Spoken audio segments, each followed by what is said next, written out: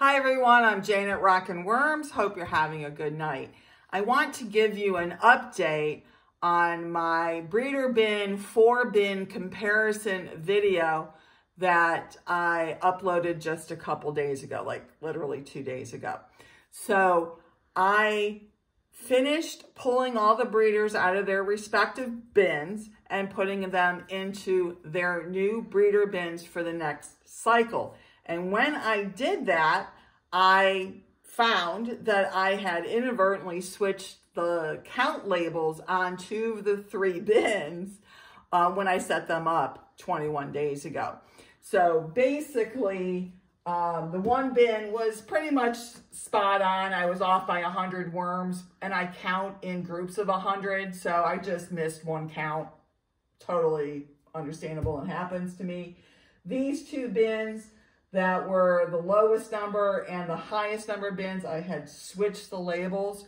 So the bin that I was talking about in the video that had the most worms had actually the least worms and therefore had the least cocoons, which some of you eagle-eyed commenters said in the comments that, gee, that bin looks like it doesn't have as many cocoons as the other bins. And you guys were absolutely right. And now that result makes perfect sense. Okay? So it happens, you know, just make your correction on your notes and move on. But talking about cocoons, I want to share this with you. I literally pulled an all-nighter 2 nights ago and picked out the cocoons out of one of the bins. And I got this many cocoons, okay? We should have a contest, right? And here's some of the hatches. Look at, these are the worms that are hatching. These are not nanny worms. These are worms that, you know, have hatched and grown up, okay? I still have some in here. I'm not gonna worry about picking them all out because you'll get the concept, okay? We should have a contest, right? You know, those contests where you have to guess how many jelly beans are in the jar. Guess how many cocoons are in here. I'll give you a minute. Got your guess? The number that I counted was 2,996 cocoons. And that was out of 1 breeder bin with 796 worms in it for a 3-week cycle. That's a freaking lot of cocoons. In fact, it comes out to 3.75 and change cocoons per worm for that 3-week cycle. Now, you've probably read, as I have, that worms can produce up to 3 cocoons per week, but that is in ideal conditions. And I honestly don't know anyone in real life on YouTube videos that is posting and verifying, if you will, that they are actually getting 3 cocoons per worm per week in their breeder bins.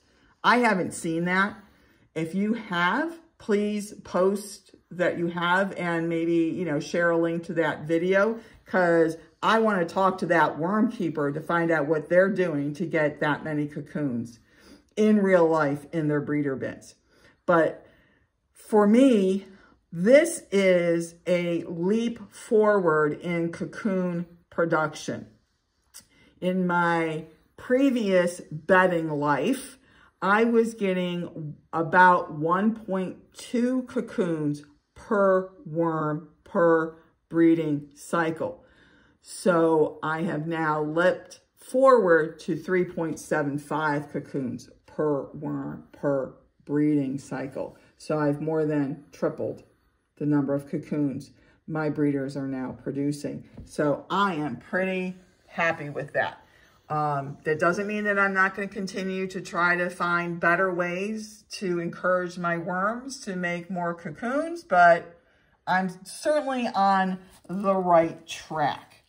Now, in addition, I want to mention that I also sifted out the entire contents of the breeder bin that these cocoons came out of. And that entire contents of that breeder bin has now gone away. All that's left is the almost 3 gallons of bedding that had been processed by the worms, and I sifted out using my normal 1/8 and 1/12 screen, which gave me about 2 gallons of bedding. And then the leftovers that was too chunky to go through the 1/8 screen, I screened through a 1/4 screen. Let me show you what those screens look like so you can see what they are. So this is what a 1/4 inch screen looks like, and it is the screen that a lot of my contemporary worm keepers use to screen their castings, okay? That's a 1/4 inch. Okay, maybe if I put it down here, that's a 1/4 inch. And that's the most used screen from, again, some of my fellow worm keepers on YouTube. This is the 1/8 inch screen.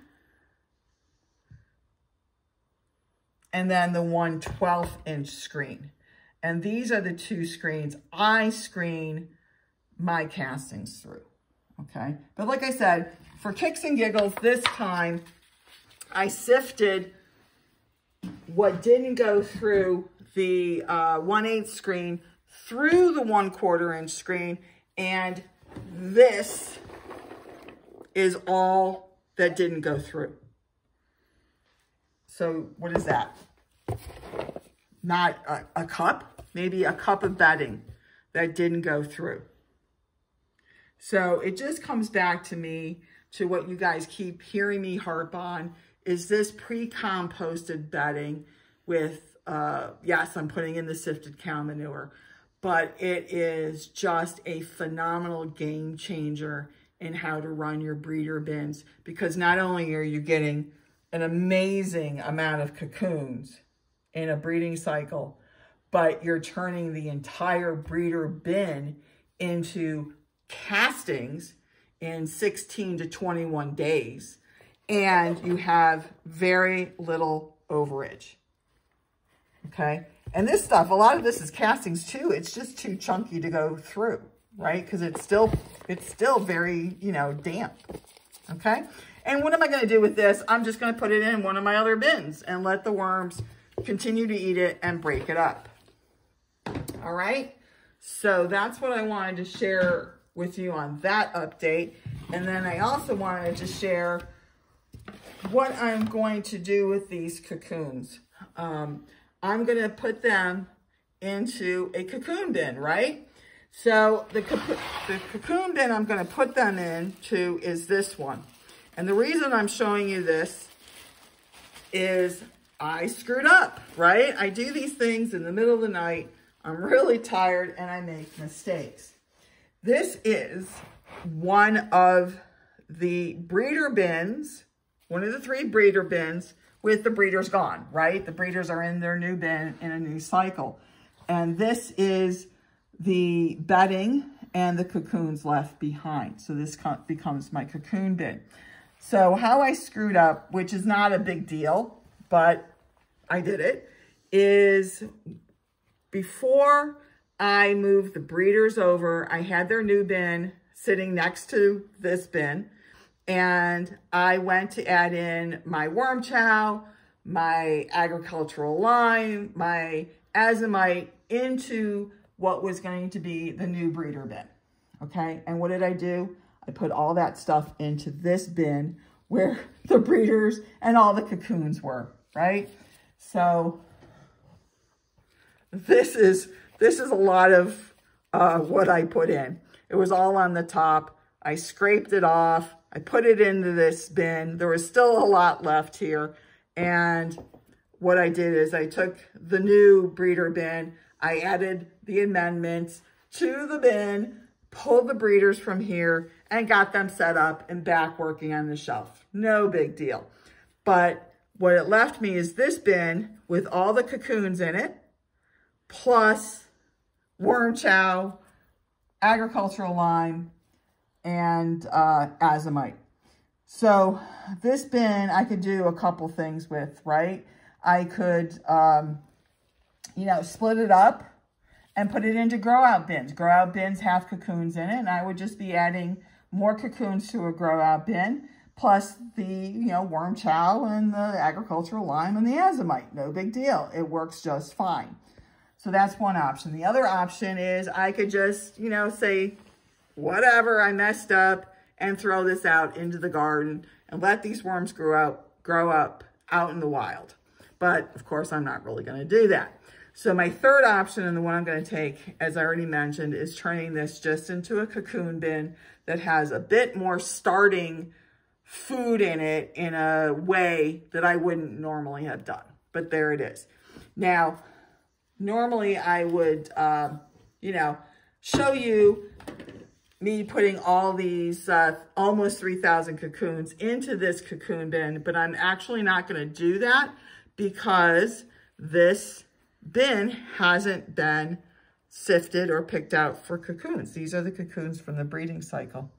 And what I want to do is see if in the next couple of days I can slice out a few hours that I can go through this bin and pick out the cocoons and count them. And the reason I want to torture myself by doing that is I want to see if the other two bins, this bin and the third bin, the number of cocoons per breeder comes out to be in the range around 3.75. And if it does, that means I have some level of repeatable results, okay? And if it comes out much higher, oh my God, right? And if it comes out much lower, then I've got to figure out why that is, okay? It's information. So what I'm going to do is just cover this back up and then get to it in the next day or two and start counting cocoons. What I'm going to do with this cocoon tray is I'm going to dump it back into its little Chinese food container and just keep it moist. And the cocoons will be fine and happy in here for several days. And then, like I said, I'll add them to the bin. All right.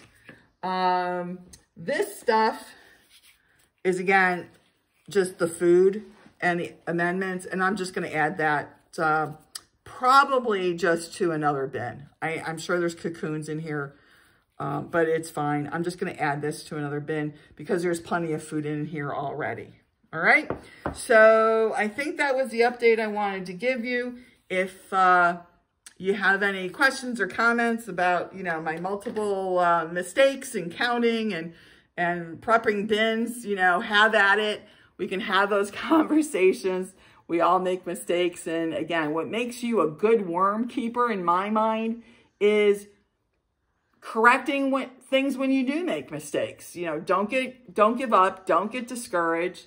Just figure it out, fix it, and move on. And everything will be fine. All right? So you have a good evening.